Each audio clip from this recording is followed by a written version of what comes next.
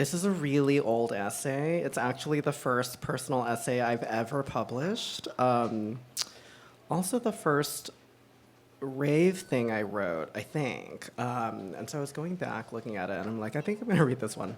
It's called Pleasures of the Highest Sense. After Ben and I got back from the party at around 10 in the morning, I lay awake in bed, still coming down from MDMA, and thought about my grandmother for the first time in a while.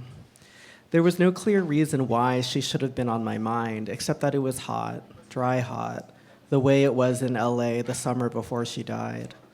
I thought of her as she was during the later years of her life, sitting in her red wheelchair, impeccably dressed, with her hair done up like Queen Elizabeth. This was a woman who understood that respect was a matter of character as well as aesthetic. Often, she'd wear dark colors like rock candy or the Pacific Ocean, colors that could take her far from her house in Covina, where she lived with her 3 daughters after the whole family immigrated here in the 70s. I rarely ever saw her outside that house with its 4 empty beds, where my aunt and my mother used to sleep before they married and moved away. They tell me they spent their lives afraid of her, as she was caustic and difficult and had the tendency to deliver terrifying judgments of one's character that were brisk and decisive. Yet when I was a child, she was the woman who sang to my siblings and me stories about secret dynasties on the moon and made us egg tarts and shrimp chips before kneading the dough eventually came too hard on her hands. In the months before she died, I was living at my parents' house, where I slept at 10, I reread James Joyce, and swam regularly in the backyard pool as the fire swept the hills that summer and every summer since. On the weekends, we saw the Chinese gardens at the Huntington Library and had lunch in the clubhouse with caviar and tea steeped in rose petals. We couldn't talk much when we ate, and toward the end of summer, my mother began packing her meals in Tupperware to spend the night with my aunt and my grandmother in the house in Covina. Toward the end, sitting up became too difficult for her, and she couldn't leave her bed. She drank mashed up vegetables from a straw, and whenever she needed to piss, my aunt and mother had to hoist her onto a yellow bucket beside her bed. When my father and I visited, I sometimes brought my cello and played the Bach suites until the sound became too hard on her ears. Mostly, we just sat there and waited as she, well, what else, woke up, ate, and then fell back asleep.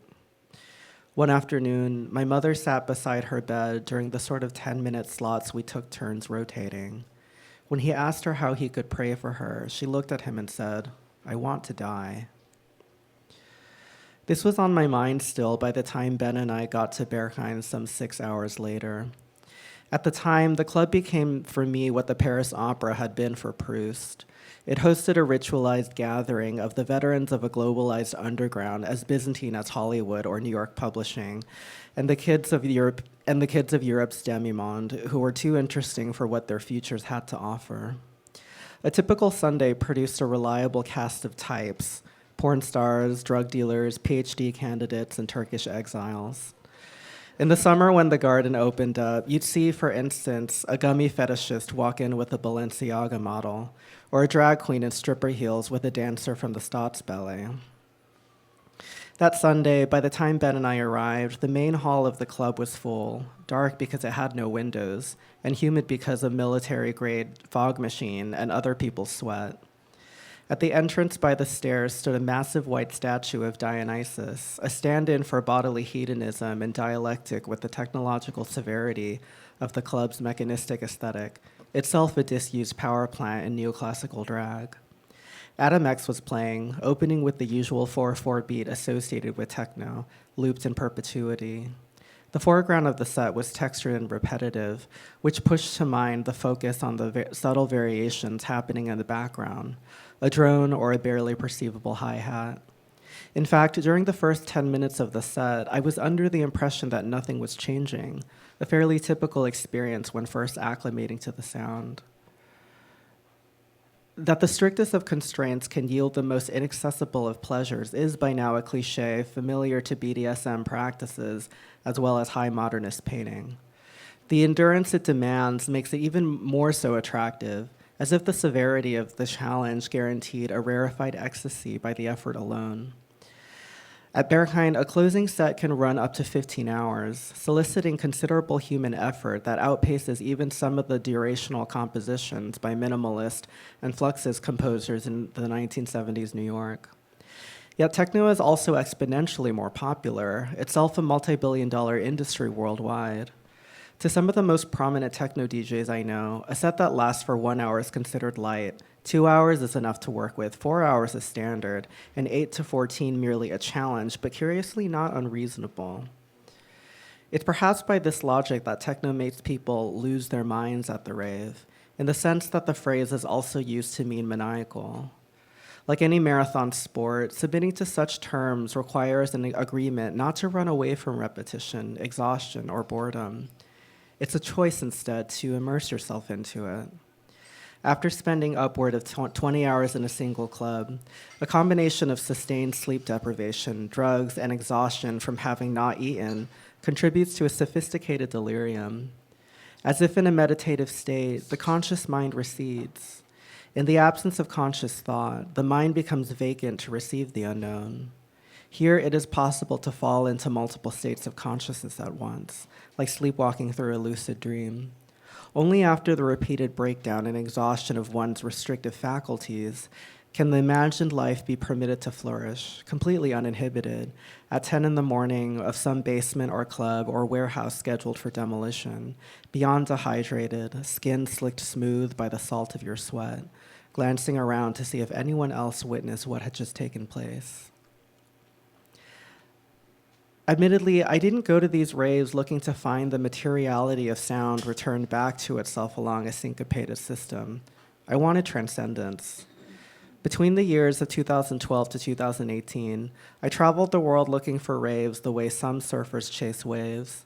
Midnight in Hong Kong, Unter in New York, Concrete in Paris, or Berghain in Berlin. I started running into the same people in different cities around the world, not unlike the tour schedules of DJs I saw most those years. To most of my friends, it became a curious eccentricity of mine, one which I felt reluctant to explain, which is to say it was personal. Over time, techno came to embody both the ladder to the divine as well as a sanctuary from it, a split aesthetic I came to associate with modernism, which mirrored the later years of my 20s when my mind started to split into territories that were increasingly irreconcilable, another thing I'm reluctant to explain. As a writer who doesn't identify with the modernist project, I work in narratives. I am always looking for the beginning before the middle to see how it got to the end. I often wrote stories that were only about love insofar as they could detail its absence. Love itself I understood to be hostile to the story, to narrative itself. Because where the story is interested in moments of change, love is a constant. Love doesn't have a causal trajectory over a 3-act structure. Love, necessarily unconditional, superimposes itself onto objects that don't warrant it necessarily. Love exists and wants only to exist, depends on nothing for its existence, and repeats itself endlessly as though looped in perpetuity. During the summer before my grandmother died, I visited her weekly. Most of that time was spent sitting across from her as she slept, and because she had no teeth, her lips inflated and deflated like tarps. Toward the end, when her mind began to fail, she would tell me the same stories over and over again. I grew bored, restless, and impatient, and I'm ashamed of my boredom now that she is gone. In the chapel that held my grandmother's funeral, my family screamed. I remember when my aunt first saw the coffin. She reached for her sister and dug her nails into her shoulders. It was this howling. It was the sound we made because we could not accept death. Though it wasn't death that made us love her more. Death is a violence that makes love visible where it previously had not been. I loved this woman all my life, but I would visit her maybe once or twice a year and would not think of her when I was gone. Such is the nature about love, that it is forgettable, it's boring, taken for granted, and made demonstrably true for all of these reasons. During the years I lived in Berlin, I spent hundreds of hours at Berghain listening to techno. Because it was boring, because it didn't change, it just repeated itself. All nights a variation of the same night, the night for me in August when Adam X was playing. I remember standing by the speakers as the bass grew harder, pounding at a relentless force and speed. There, I would think of every beat as the sound of a person who had been loved, a person no longer here, and it was precisely their absence that brought back their presence, and memories turned over in the mind, repeated in our thoughts to bring back those who are gone. All the people I have ever loved, I still love, and all the people I've ever lost are still with me. And I felt them there, standing in that great hall, while the music pounded on as if 1,000 pounds of steel and concrete were crashing down multiple levels, dismantling in midair and crushing to the floor, sliding, grinding, screeching across the pavement.